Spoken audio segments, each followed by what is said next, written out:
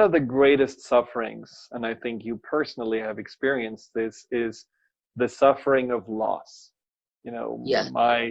one of my hardest years when I lost my parents, both in the same year, and we found out that we couldn't have children.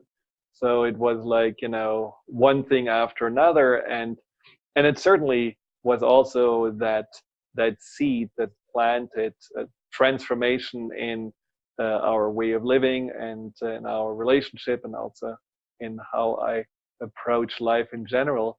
So it was a catalyst, but in the moment, of course, the loss was very painful. And so, what does Rumi teach about loss? Is there even loss, or is it just a transmutation into a different form, or what are his thoughts Well, about it? well, I don't have children either, and I have reached a place where finally I'm really okay with it.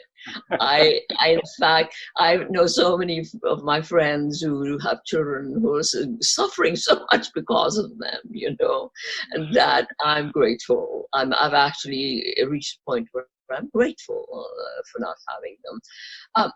Rumi's life, Rumi himself is an example of how to deal with loss. He lost the person he loved best, Shams. And look what came out of it. He has given us gems that are still helping us to navigate life 800 years later. That loss, we suffer from loss. There's no way. I suffered from the loss of my parents deeply, and I still miss them. But I believe in the power of the imagination. Einstein himself said, the imagination is more important than knowledge. And I feel my parents around me all the time. I believe that my relationship with them has continued beyond death. I dream about them. I love them in my dreams. They love me in my dreams. And sometimes the dreams are not all that good. They can be nightmarish. But that's part of what we did in this dual world. Yeah, yeah. So even good things come out of loss as well.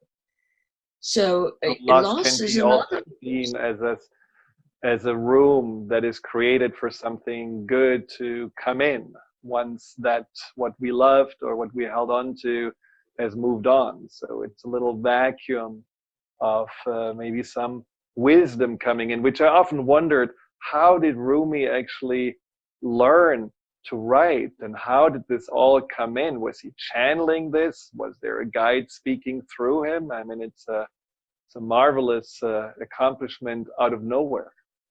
Well, there's one tradition that says that Rumi didn't write the books, that he dictated them to somebody. It all came pouring out of him. And that makes sense to me, because the man is telling his tale is like talking, going back and forth. And so that may have been it, but somebody suggested to him, write it down, and he did. And thank God he did. So like you said, loss opens up a vacuum, and for wisdom or other people to come in.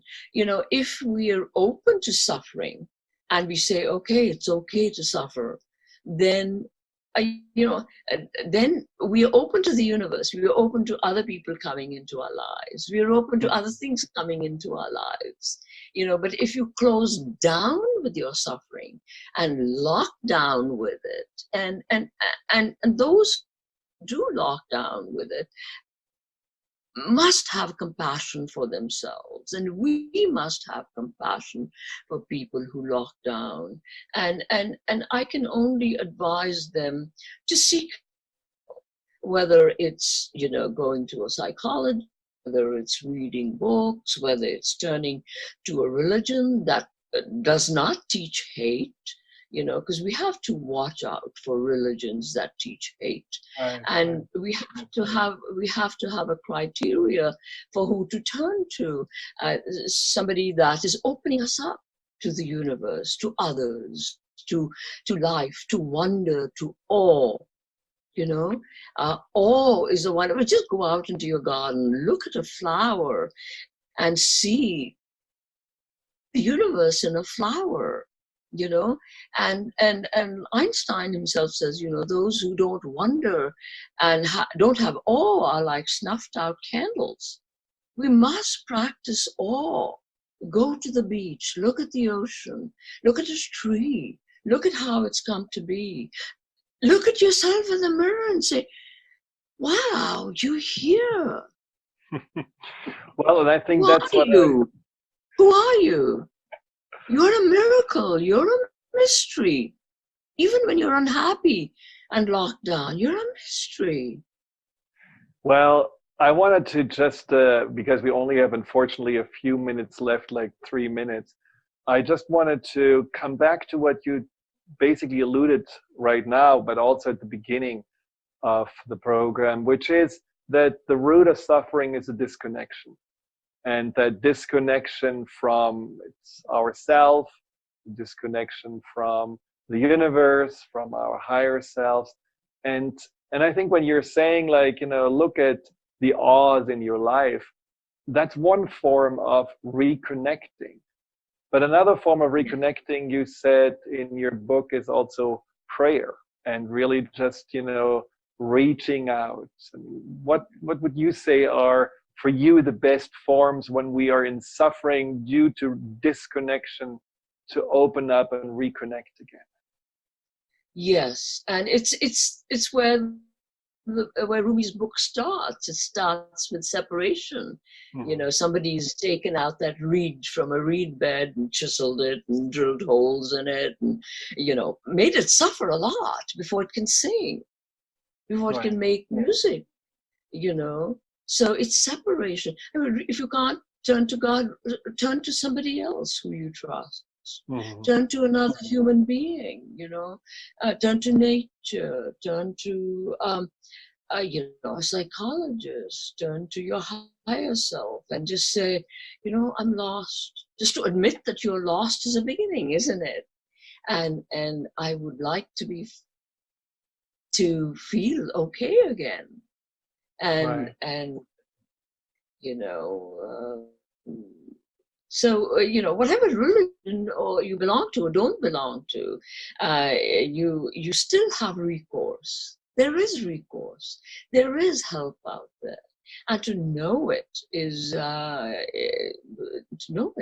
one step, a huge step in the right direction.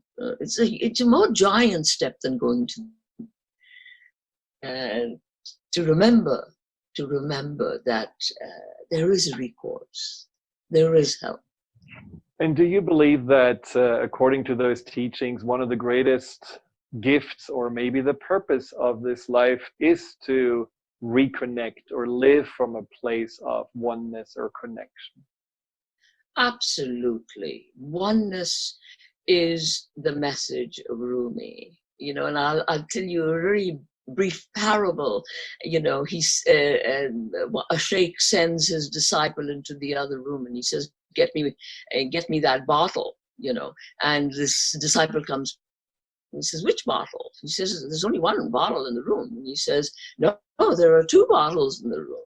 So the sheikh says, no, there's one bottle. And he says, break the other bottle. So the disciple goes in, picks up one of the two bottles and throws it on the ground and breaks. And he notices that there is no other bottle. You see, oneness, duality is the greatest of our delusions. We Mm. think just because we have a skin that separates us from others, that separates us from nature and the universe and God, if you want to call it that, that it's things are separated, because Rumi's message is oneness. We are one. We are one with all the things that we are a part of. We are tiny little things in a huge universe, and we are connected to it. Let's Well, not forget that. and I have to say, in my work with clients, especially when they're dealing with fear, anxiety, and also depression, I see over and over again that the separation, the feeling of separate from others, from family, from love, from themselves, is one of those root causes. It's It's a definitely something we horrible feeling to feel separate. It's a horrible feeling to feel alone, you know? And I have compassion for them who feel that way. And they must have compassion for right. themselves for feeling alone. And they must seek connection wherever they can find it, be it in working with your hands, doing anything, you know. I embroider, and I embroider shawls, and I call them my desperation shawls. Every time I'm desperate, I go start embroidering, you know. And I feel it just feels so connected to just everything because my mind becomes silent. So doing things with your hands and getting out, going for a walk when you're really feeling low, you know, doing one little stretch, uh, singing one note. I mean, these are very tiny things you can do to feel better and to feel connected because Well, ultimately we're connected. I would love to talk with you for another couple of hours. There's so much to just that you share, and so much beauty coming from your words, and so much wisdom from your teaching. So thank you so much. Unfortunately, we are already at the end of this program, but I think you left us with so many wonderful seeds of the mystics, but also of your own wisdom. So I really appreciate you. And for anyone who wants to read your book, can they go to website, Amazon? It's Rumi, Tales of the Spirit. How can they find it? They can. It's available in the continent as well as America, online or at my website, kamlakapur.com. And they are available. They're available in the South Asian subcontinent also under a different title, Rumi, Tales to Live By. Okay. Well, thank you so much. And thank you for all the listeners and also those that were on Facebook Live to join us. Until next time, try to just work your life through with those principles of oneness and embracing the duality, embracing suffering, and knowing that there is uh, transformational energy, some message, some opportunity that comes with it.